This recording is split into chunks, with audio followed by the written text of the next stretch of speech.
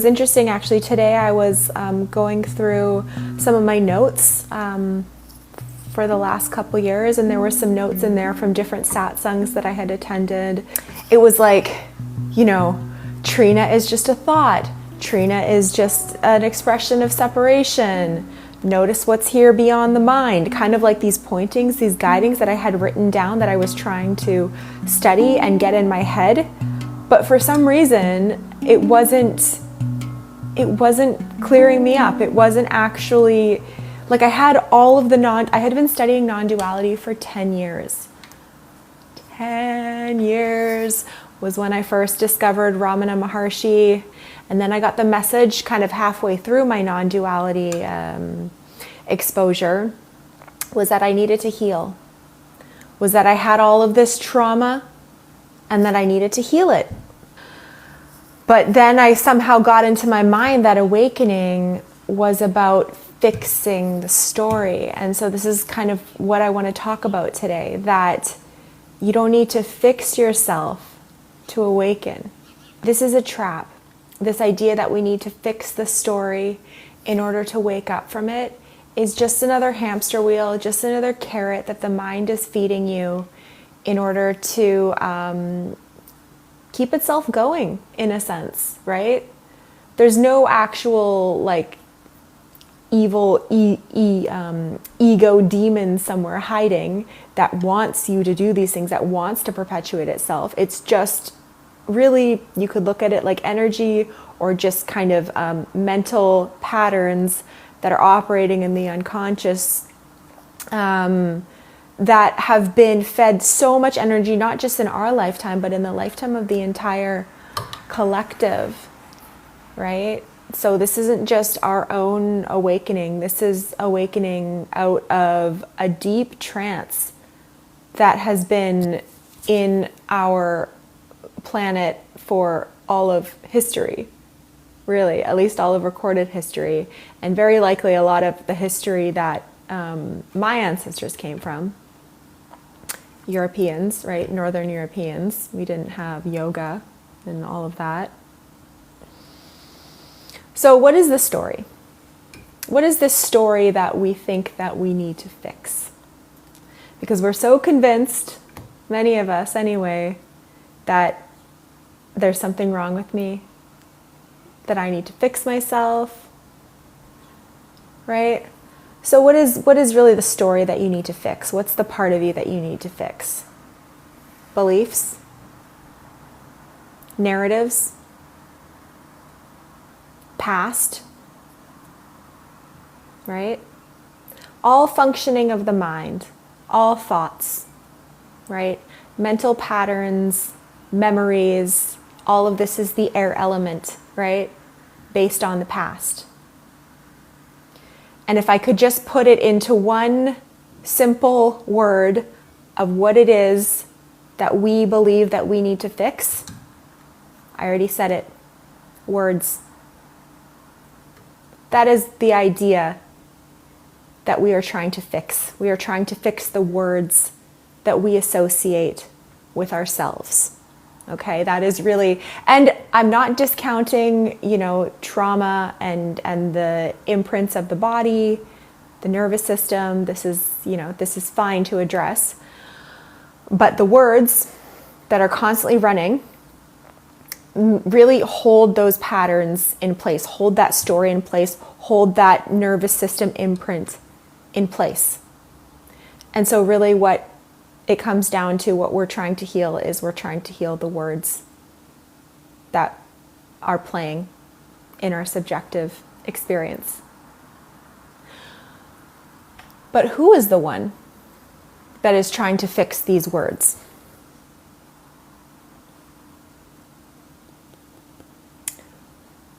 Because when you look for that one who's trying to fix the words, what you will find is in fact just more words, right? Words trying to fix words. It's kind of funny when you start to notice what's happening.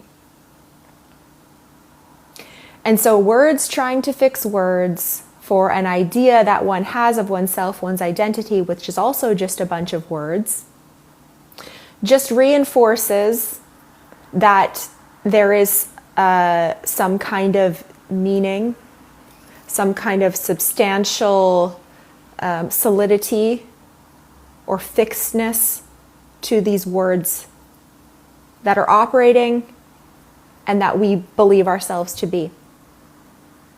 So this constant fixing, it's just keeping the delusion going. It's just keeping this idea of the separate self going, right? And so if we believe that we're broken, and then we go out and to fix that part of us that we believe is broken, all of our actions will be fueled by that delusion that I am broken. Right? So what are you right now without the thought that I'm broken?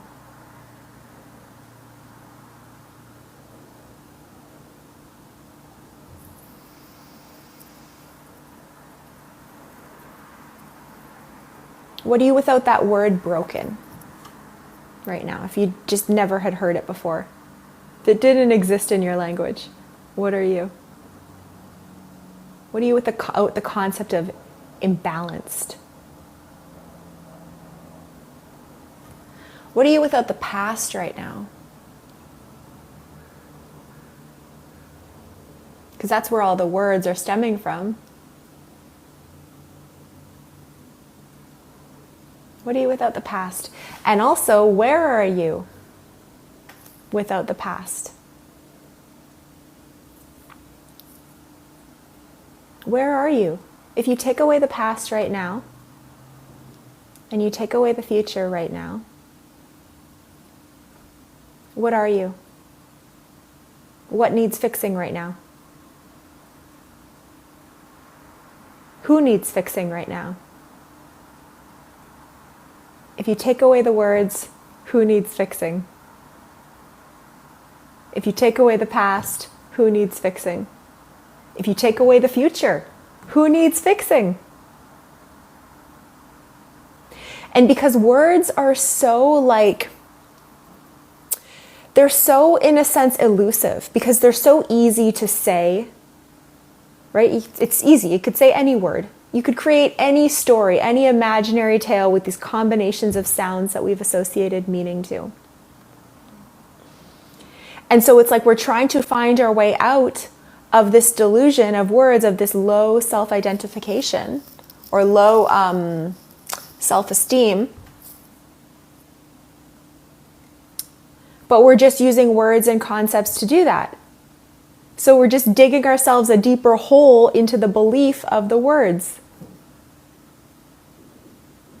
And then, okay, fine, maybe I heal my thing that I want to get fixed. Give it 5 minutes and a whole nother story is going to begin to emerge. And the thoughts are going to find something else that needs fixing. And it's going to create a whole story about that because it's so easy to do with words, right? Talk is cheap.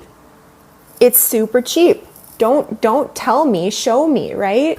If you start dating someone, yeah, they can talk a big game at the beginning, right? But are your actions going to match your words? And that's like that with spiritual teachers as well. They can talk about love and the divine and Yeshua, right? What God wants from you, the awareness, the consciousness, deify certain words. We see that a lot in non-duality, consciousness, everything, right? The no self. And then we deify this thing, awareness, consciousness. I am consciousness. Consciousness is everything. Consciousness is everything. That's what I am, right? And then we make a God out of consciousness, and are we free yet? No, because we're just attaching ourselves to more words, right? It's just an echo chamber of words. Any word that you say is just going to be defined by more words, and any idea that they create, any meaning, any story that they tell is just going to be a product of made-up words. Okay, so it's kind of like we are the sky. And in order for us to fully realize that we are the sky, We feel like we need to get every cloud out of the way. We need to push aside the clouds, right? No storms in my sky, no lightning in my sky. Get the birds out of here too, they're blocking my sky. Hummingbird just passed when I said that. Right? Get the chemtrails out, get the planes out. All the pollution. Nope. I need the sky to be clear in order for me to see it, right? And this is the kind of delusion that we imagine ourselves. I need my thoughts to be clear. I need my emotions to be completely purified. I need to be thinking positively, right? In order for me to recognize who I really am. In order for me to know that I am the sky. But not realizing that the clouds are also the sky. The birds are also the sky. And because it's 2025, I'm sorry to say, the chemtrails are also the sky. Right? It's all the sky. You look up and that's what it is. There is no separate thing called the sky. The sky is just this thing above us. Where's the border to the sky? Where does the sky begin and end? Right? And so we imagine that we need to purify and that things need to look a certain way in order for us to realize what we are. But we already are it. The thoughts are it. The emotions are it. The resistance is it. The seeking is it. I understand what you're saying, but I don't really feel it is it as well. It's all it. Right? And so awakening to the sky, awakening to this realization of what you are, is not being perfect. It's not taking on a belief, right? It's not having no thoughts. It's not healing all of your trauma. It's not being in constant bliss, right? Because that mentality only just perpetuates this never-ending self-improvement trap, right? Just perpetual self-improvement. But the original conspiracy is that there is a self to improve. The self to improve, where is the self that needs to be improved? If you take away the past and the future, which aren't actually real, where is this self that needs to be improved? It's just words, right? Nothing wrong with it. Nothing wrong with functioning from any kind of, let's call it orientation of consciousness for now, right? Whether you see it or you don't. But the only reason that you're not seeing it is because there's a thought that believes in itself.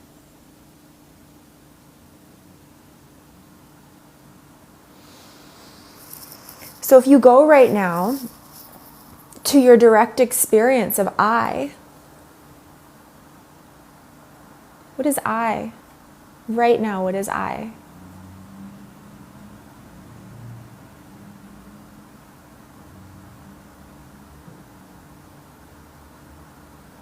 Where is I?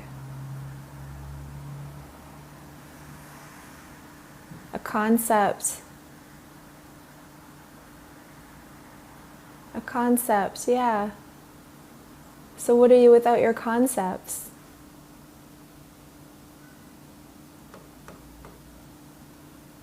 What's here that's not a concept? What's here already? What's here that you can't shut off?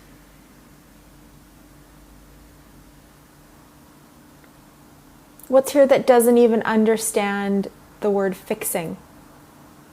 That's here regardless if there's fixing or there's no fixing.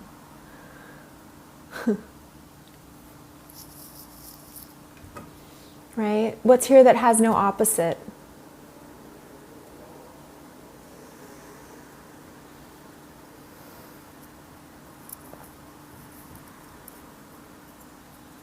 And there's nothing wrong with healing. right? There's nothing wrong with balancing the nervous system, with even if you have some issues in the body. I'm not saying don't try to heal it. And in a sense, it can be easier after you realize the simplicity of what I'm speaking about. Because you see that the only thing that there was to protect was just an imaginary story created by words. And, you know, to protect against other people's imaginary stories that were also made of words. How often do we live our lives so that other people have words in their subjective experience that are positive words about us? Maybe we can go the whole live today and I won't even call them thoughts. I'll just call them words. Because that's what they are. Sounds. Maybe I'll just call them sounds. So it's not about healing everything, right? Don't get trapped in this. And then of course there's this fear that, well, if I don't heal, am I just spiritually bypassing, right? So we can talk a bit about that too, because that's something that I have, known a number of people, been close to a number of people that were very strong spiritual bypassers and using spiritual concepts in order to, overlook their own flaws. So I'm not saying that, right? I'm not saying don't take responsibility, right? I'm not saying don't apologize when you hurt someone's feelings, right? But in a sense, focusing so much on healing can turn into bypassing in itself. So it's like the mind will go to one extreme to the other, right? It will be like, I don't need to heal, I'm perfect already, I'm purified, I'm whole, which is fine. But, if you're not willing to look at the things that could use improvement on the human level, have fun being in a relationship. And if that's what you're going to do, that's what you're going to do. So there's nothing wrong with that. But more so I'm speaking to the people that are trying to heal their way into clarity.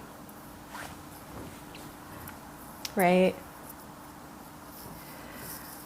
So focusing on that too much also turns into bypassing, because you're overlooking what is, because you're trying to chase a future outcome, right? You're trying to get somewhere that you're not already, and so you're bypassing what is, because your mind is imagining that a moment's going to be better in the future if I apply this strategy, right? And that can happen in the relative, right? Of course, we sense patterns of like emotional stuff that you can do, practices and stuff to help process energy. Great. But that's not what I'm talking about, right? That's not what I'm talking about. Because there is no end to the shadow, right? There is no end to the shadow. Do you want to know why? Because the shadow is made of words. And words are expressions of duality. They take place in the past and the future. They do not take place now. Right? So if you keep digging and digging into the shadow, it's elusive. You're just going to keep finding more and more stories, more and more illusions, right? The mind will continue building on top of it. And I've been in this game for a while, a decent amount of time, to really see how this can take someone's mind over. And you can get really obsessive over it, right? Always trying to fix yourself, always trying to do the work, right? Future, past, what about now? What's here right now?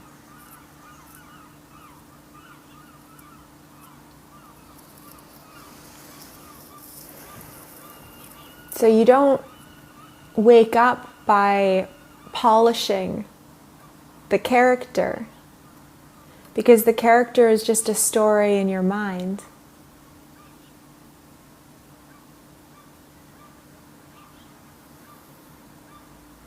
And even go deeper, the mind is just a story as well in your thoughts. And even go deeper than that, thoughts are just words. What is a thought? Any answer you give me would just be another thought. Right? An echo chamber of thoughts and words, searching for something. It's so funny when you really see it. There's just nothing other than this. Like, there's just nothing to find. It's crazy. The story can change, but I'm not talking about the story change. I'm not talking about awakening to a new level in the story. Right? I'm talking about what does everything feel like right now? You are the resistance, you are the thoughts, you are the emotions, you are the bliss, you are this moment, you are the concepts. But then at the same time, I could say you're none of that, because it's all just words. It doesn't matter. So there's really nothing to say. Because it's all just fake and made up anyway. Right? It's not real. But then at the same time, you could say it's totally real. Because real and unreal are just made up. So there's only what is. And even that isn't accurately what I'm trying to say. Because this light, this self-illuminating, clear, just what isness, suchness that you're in this very moment as you listen to my words, as you look at your phone right now, or as you go about your day,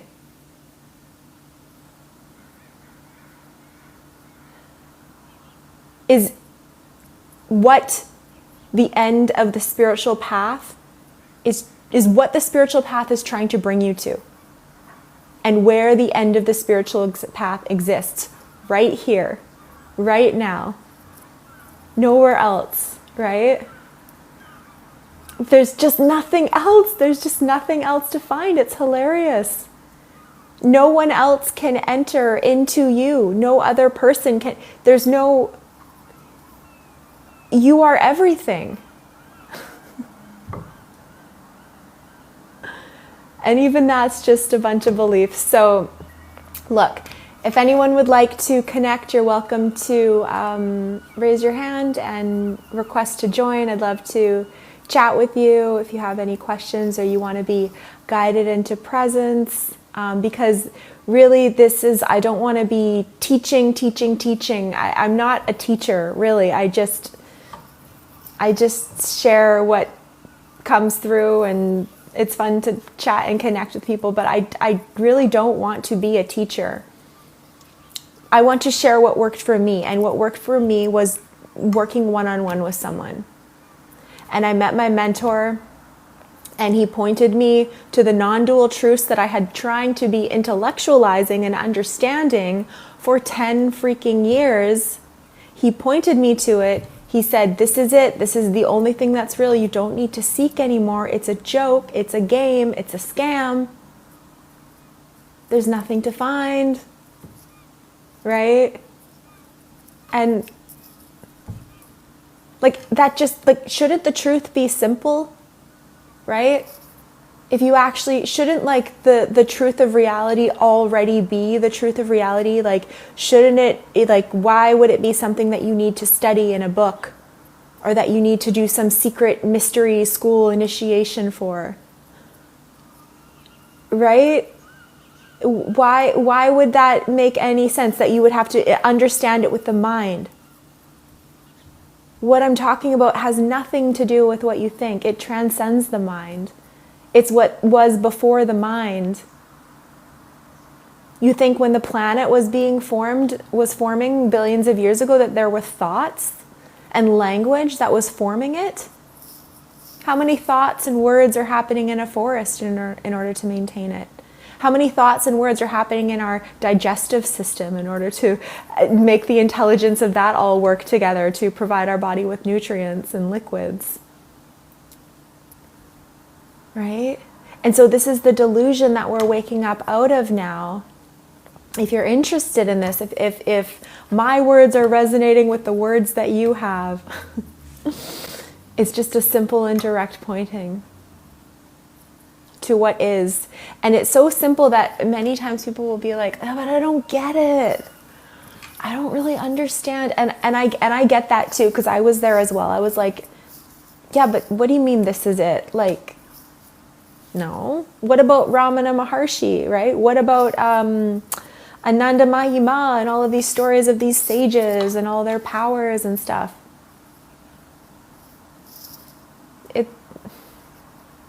It can play out differently for each person, right?